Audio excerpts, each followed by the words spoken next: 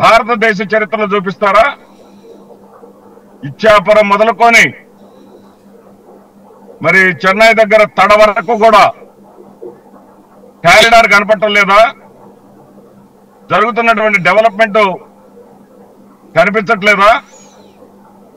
3 city మొదలుకొని కొప్పర్తి వరకు కొత్తగా వచ్చినటువంటి పరిశ్రమలు కనపడలేదా? విశాఖపట్నం పరిశ్రమలు కనపడలేదా? నేను గుడివాడ వాసిని, మా అమ్మమ్మ గారు ఊరు గుడివాడ. మా చిన్నతనంలో అనేవాళ్ళు బందర్ పోర్ట్ అనేది ఒక కలగానే మిగిలిపోతా ఉందని. మరి ఆ బందర్ పోర్ట్ అనేది ఈ రోజున లంగర్ వేయడానికి సిద్ధంగా ఉంది. శరవేగంగా పనులు జరుగుతున్న విషయం కనపట్టలేదా? ఇది అభివృద్ధి కాదా అని నేను అడుగుతా ఉన్నా. ఈ సంక్షేమం అంటారే, గతంలో సంక్షేమం అనేది ఎలా ఉండేదంటే, తెలుగుదేశం పార్టీ చేసినటువంటి సంక్షేమం ఒక ఉదాహరణతో కూడా మీకు చెప్తా. 2,50,000 రూపాయలు గృహ నిర్మాణానికి డబ్బులు ఇచ్చేవాళ్ళు. ఆ 2,50,000 రూపాయలు ఇవ్వడానికి 50,000 రూపాయలను జన్మభూమి కమిటీ వాళ్ళ చేతుల్లో పెడితే మాత్రమే తొలి విడత 1,00,000 రూపాయలు విడుదల చేసేవాళ్ళు.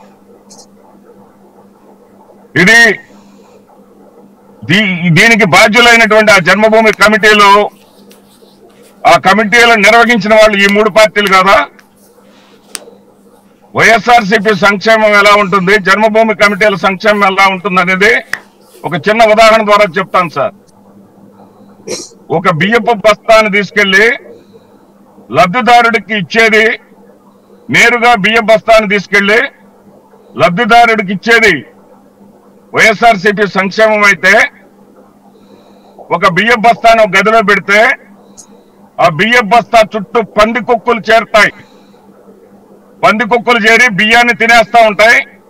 కాసిన కూసిన మిగిలిన బియ్యం మాత్రము లబ్ధిదారుడికి చేరుతుంది. అది తెలుగుదేశం పార్టీలో ఉన్నటువంటి సంక్షేమం, జరిగినటువంటి సంక్షేమం. ఇక వాలంటీర్ వ్యవస్థ మీద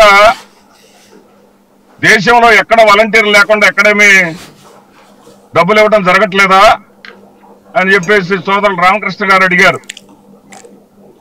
ఈ వాలంటీర్ వ్యవస్థ అనేది